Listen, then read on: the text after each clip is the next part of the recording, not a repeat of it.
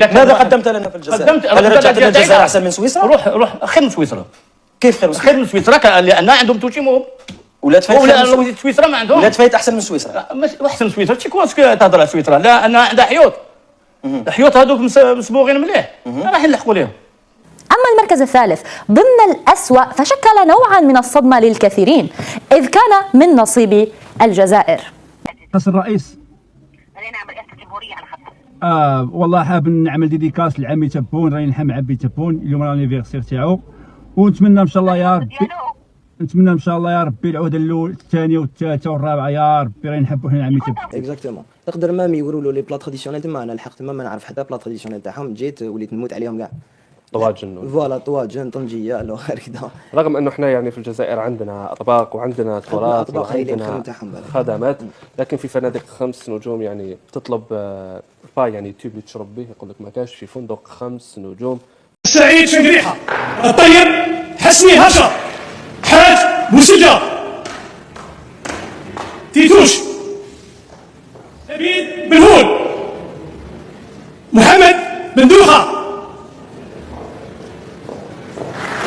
عاشور بوقرة، العرج نزيها، موسى يعني خوجة، بوشحابة، عمر خلف ما صبح، إسماعيل بوراس، كمال غردة، صالح بوترعة،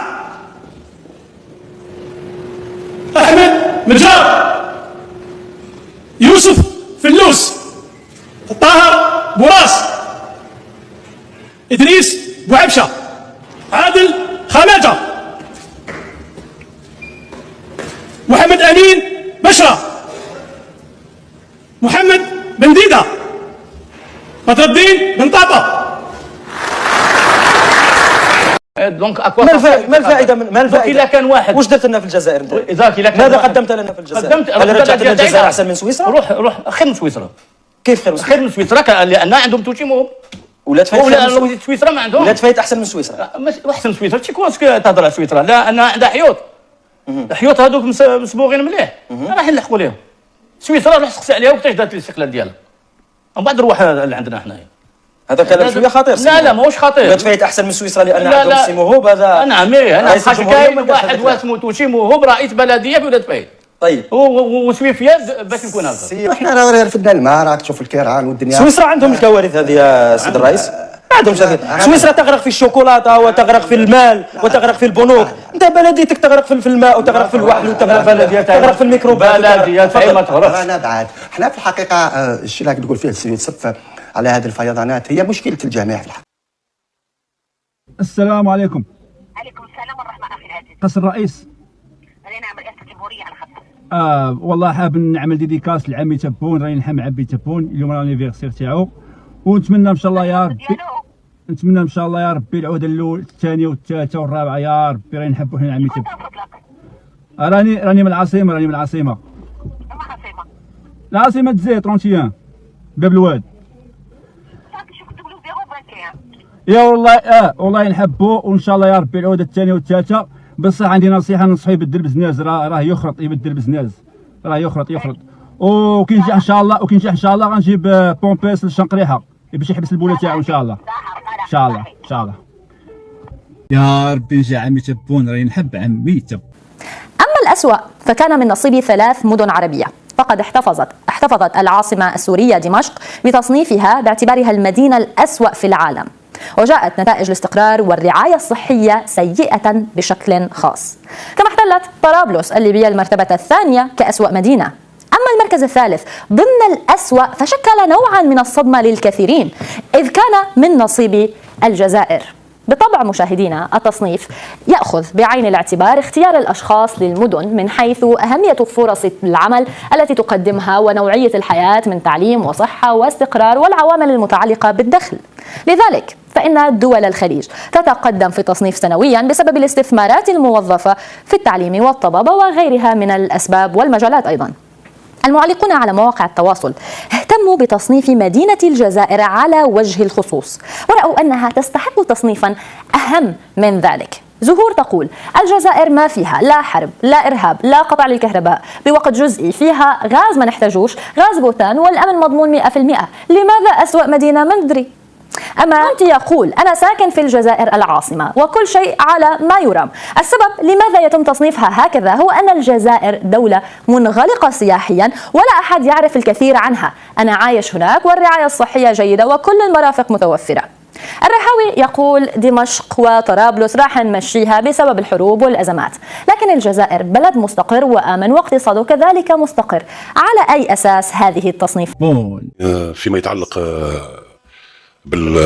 بالانتوكس اللي خرج، الانتوكس خرج عنده مده على فكره يعني، وانا معناها عندي علم به من 2018 ولا 2019.